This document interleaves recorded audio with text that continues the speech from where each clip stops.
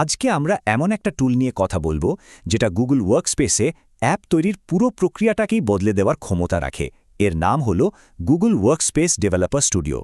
যারা ওয়ার্কস্পেস প্ল্যাটফর্মে নিয়মিত কাজ করেন বা অ্যাপ তৈরি করেন তাদের জন্য আজকের আলোচনাটা কিন্তু দারুণ কাজের হতে চলেছে, কারণ আমরা এমন একটা টুল নিয়ে গভীরে যাব যা রোজকার কাজকে অনেক সহজ আর দ্রুত করে তুলতে পারে। চলুন এক নজরে দেখে নিই আমাদের আলোচনার রোডম্যাপ। প্রথমে জানব এই স্টুডিও জিনিসটা আসলে কি, তারপর দেখব এটা ডেভেলপারদের কোন কোন চ্যালেঞ্জ সমাধান করে, আর সবশেষে জানব এটা কিভাবে কাজ করে এবং এর প্রভাব কতটা। তো চলুন শুরু করা যাক একেবারে মূল প্রশ্নটা দিয়ে। এই যে আমরা বলছি গুগল ওয়ার্কস্পেস ডেভেলপার স্টুডিও, এটা আসলে কি? সবচেয়ে সহজভাবে বললে এটাকে ওয়ার্কস্পেস ডেভেলপমেন্টের জন্য একটা সেন্ট্রাল কমান্ড সেন্টার বা নিয়ন্ত্রণ কেন্দ্র হিসেবে ভাবা যেতে পারে। মানে আরেকটু গুছিয়ে বললে এটা হলো একটা ওয়েব ভিত্তিক টুল যেখানে সবকিছু এক জায়গায় পাওয়া যায়। এর মাধ্যমে ডেভেলপাররা গুগল ওয়ার্কস্পেসের সমস্ত এপিআই এক জায়গা থেকে খুঁজে বের করতে, সেগুলোকে নিজেদের প্রয়োজন মতো কনফিগার করতে এবং ম্যানেজ করতে পারেন। সোজা কথায় আর 10টা জায়গায় দৌড়াদৌড়ি করার কোনো দরকারই নেই। এই স্লাইডের উপমাটা কিন্তু অসাধারণ। ব্যাপারটা ঠিক এরকমই। আগে যেখানে ডেভেলপারদের বিভিন্ন টুলস আর রিসোর্স একটা অগোছালো টুলবক্সের মতো সামলাতে হতো, সেখানে এই স্টুডিও সেটাকে একটা পুরোপুরি গোছানো ওয়ার্কশপে বদলে দিয়েছে, যেখানে দরকারি সব যন্ত্রপাতি একদম হাতের কাছেই সাজানো থাকে। কিন্তু প্রশ্ন হলো, হঠাৎ করে এরকম একটা টুলের দরকারই বা পড়ল কেন? মানে ডেভেলপাররা ঠিক কি সমস্যার মধ্যে পড়ছিলেন যার সমাধানের জন্য এই স্টুডিও তৈরি করতে হলো?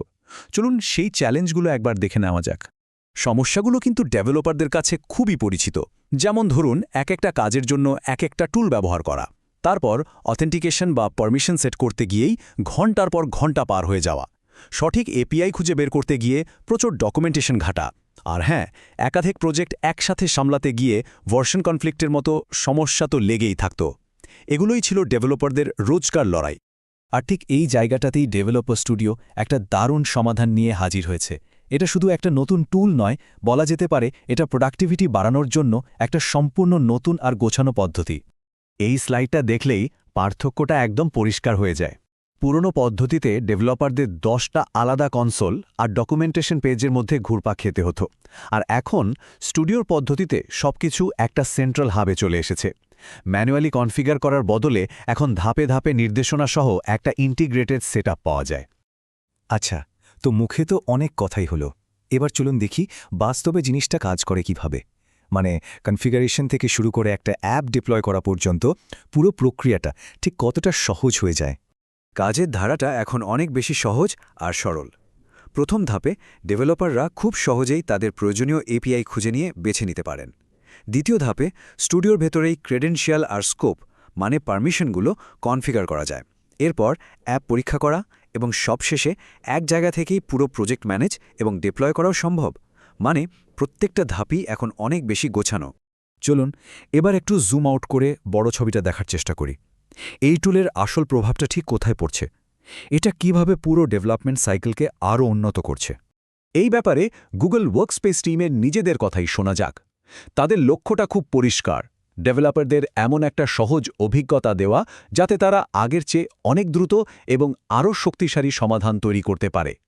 এটা শুধু একটা টুল নয়, এর পেছনে একটা বড় দর্শন কাজ করছে। তাহলে সব মিলিয়ে আমরা কি বুঝলাম?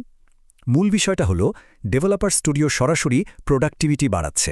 এর ফলে ডেভেলপমেন্ট এবং ডিপ্লয়মেন্টে সময় অনেক কম লাগছে, আরও শক্তিশালী আর নির্ভরযোগ্য ইন্টিগ্রেশন তৈরি করা যাচ্ছে, আর সবচেয়ে বড় কথা হলো পুরো প্রক্রিয়ার জটিলতা আর বাধাবিপত্তি অনেকটাই কমে যাচ্ছে।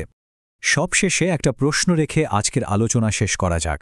এই নতুন টুল আর গোছানো কর্মপদ্ধতি হাতে পাওয়ার পর এমন কোন প্রোডাক্টিভিটি চ্যালেঞ্জগুলো এবার সমাধান করা সম্ভব, যা আগে হয়তো প্রায় অসম্ভব বলে মনে হতো? এটা কিন্তু ভাবার মতো একটা বিষয়, তাই না?